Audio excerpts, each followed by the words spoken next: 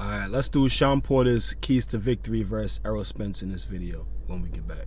Welcome to Real Life Boxing!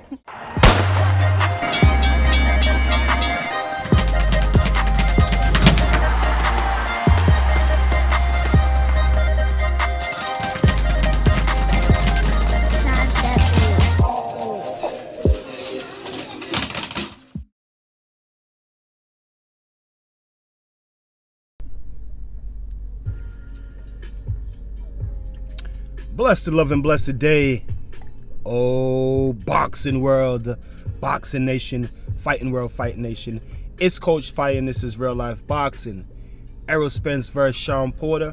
I want to do Shawn Porter's keys to victories in this fight. I don't usually do these type of videos, but I'm gonna start. Hey, before we get into it, I'm gonna ask you guys to smash on that like button, hit the subscribe button, hit the bell icon so you can be notified when new content is being uploaded, and you can be notified when we are going live here at Real Life Boxing. Now, I wanted to do a keys to victory on this fight because it's an interesting fight, and I feel like it can go either way depending on how both fighters perform. Now, Shawn Porter's keys to victory. I'm gonna do three major keys to victory for Shawn Porter in this fight. First being having a good game plan. Having a good game plan. Now, why that's gonna be very important in this fight is because, well, having a good game plan is very important in every fight, but in Shawn Porter's case, he doesn't always fight the correct game plan. Ugas, for example, against Ugas, he really didn't, to me, he didn't fight the right game plan.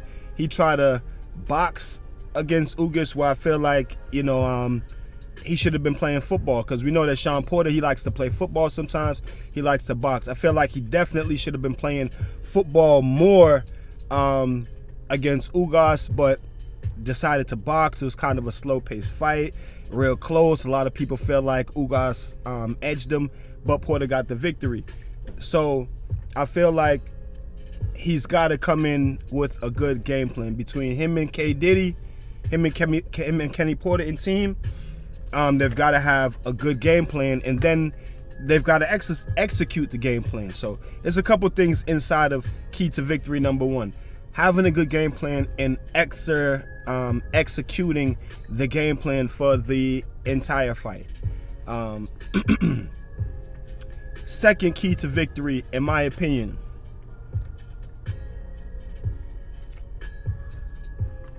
Shawn Porter, he got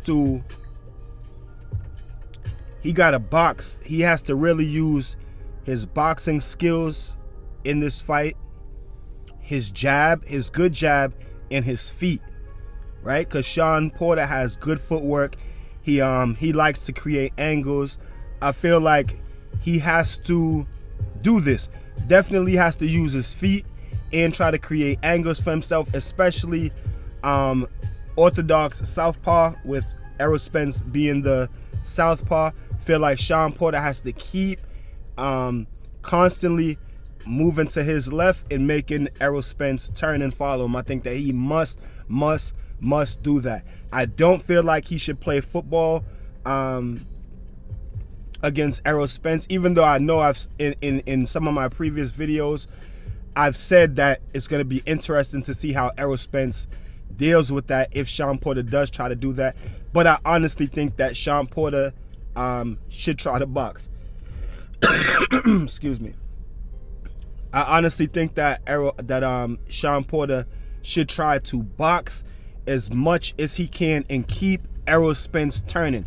Keep the fight going to his left, keep Errol Spence turning, and just create angles for himself where, that can be an advantage to him.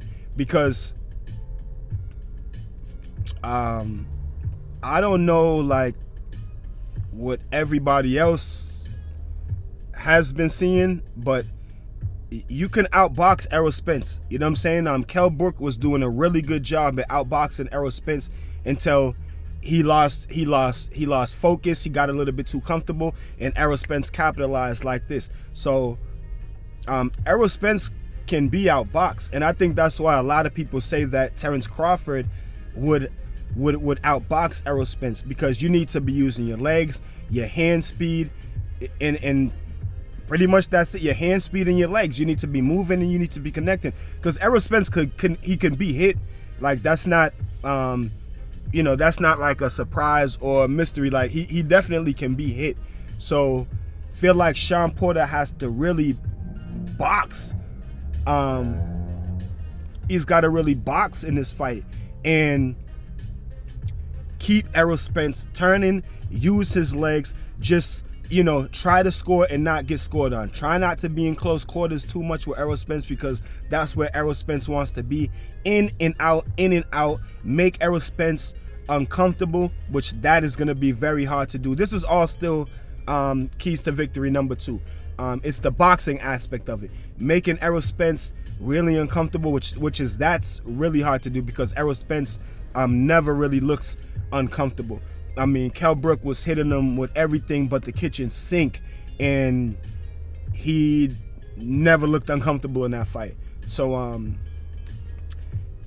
second key to victory for Shawn Porter: has to box and use his legs and use angles, keep Errol Spence turning. Third key to victory is trying to use something against Errol Spence that he does really well, in which I talked about in the video prior to this video, which was headbutts versus low blows. I feel like he needs to use Errol Spence's body tack against him. Errol Spence lands a lot of low blows, so he definitely needs to use that to his advantage. If he gets a low blow landed on him, make sure that he makes the ref aware about it. Now, I'm not gonna say cry to the ref for every single thing, but if you get hit with a significant low blow, you know what I mean, stopping the action and making the ref take heed to it until maybe he can get Errol Spence warned or get a point taken away from Errol Spence. And that's the type of stuff that creates like high drama in a fight. Just like Tyson Fury and Otto Wallin this past weekend. Tyson Fury getting the cut, and then there's a major feeling of suspense, because you're like, wow, what if they stop the fight? Tyson Fury's gonna lose. So I feel like something like this has to be Shawn Porter's key to victory number 3. Using what Errol Spence does a lot against him. Errol Spence goes to the body, so maybe trying to attract a low blow and see if he could get a point taken away from Errol Spence. So in my opinion, 3 keys to victory. He's got to come in with a good game plan, and then he's got to execute his game plan. He's got to box Errol Spence, use his feet, use his good jab, create angles for himself, and then he's got to use something that Errol Spence does very well against Errol Spence. Like, Errol Spence goes to the body religiously, trying to attract low blows. Well, Errol Spence throws low blows anyway, so just making the referee aware of the low blows being thrown, see if he can get maybe Errol Spence warned or penalized for throwing for throwing low blows, and then that in itself will make Errol Spence not want to throw body punches anymore, something that is a part of his game plan. So I want you guys to tell me what y'all think about it in the comment section. Those are my 3 keys for victory for Shawn Porter. Until then, keep fighting your fight, protect yourself at all times, man, and it's peace and one love. So if you like this video and you would like to see more great content like this on the channel, go to the PayPal link or the Cash App link in the description and show your appreciation by donating any amount that you feel is equivalent to the value of this video. Thanks for watching. Thanks for the support. This is Real Life Boxing.